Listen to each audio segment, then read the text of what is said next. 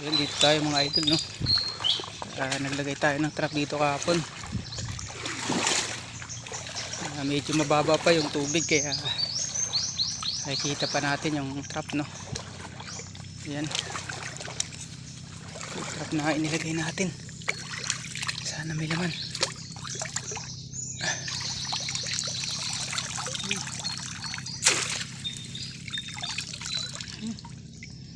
As usual mga idol, walang laman.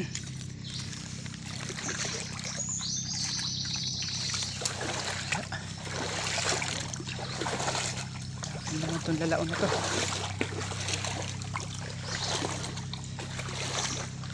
Ito lang muna natin yung ating trap dito.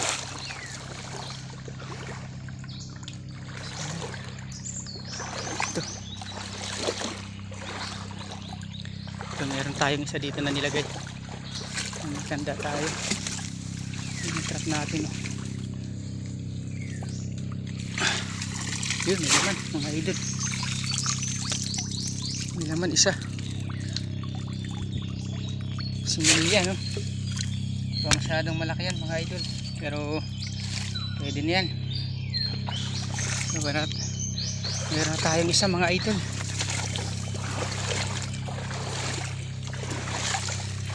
Meron na tayong isang nakakuha, no? So, wala yung ating nilagay dito kahapon. Sana meron, no? Yung iba. Yun. Yun yung ating trap, oh. Ita pa dahil mabawa pa yung tubig dahil yun, may laman mga idol. Dalawa. Isa tutot.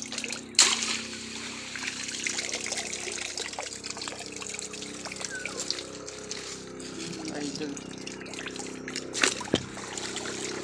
Similya pa lamang siya, no? Pero yan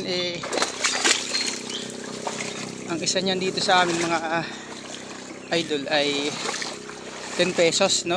Yung size na ganyan.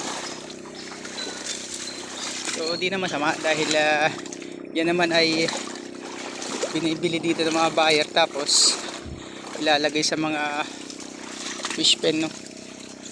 At yun ang doon nila pinalalaki yung mga ganitong size, no?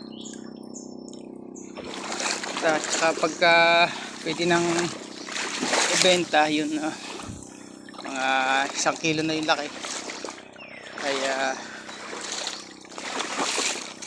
hinahango na nila sa fish pond, no?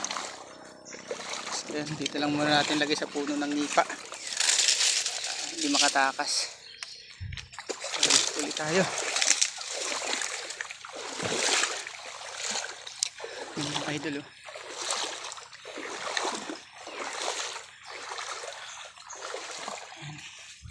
Ano tayo nilagay dito na isa. Yun. Ayan, oh. Sana may laman. Ayun, may laman.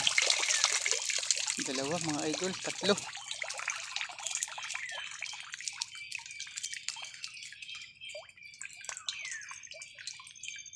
Tatlong, ano? Isa, dalawa, tatlo.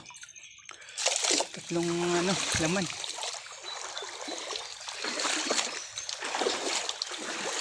Pasensya na kayo mga idol sa ating video dahil mali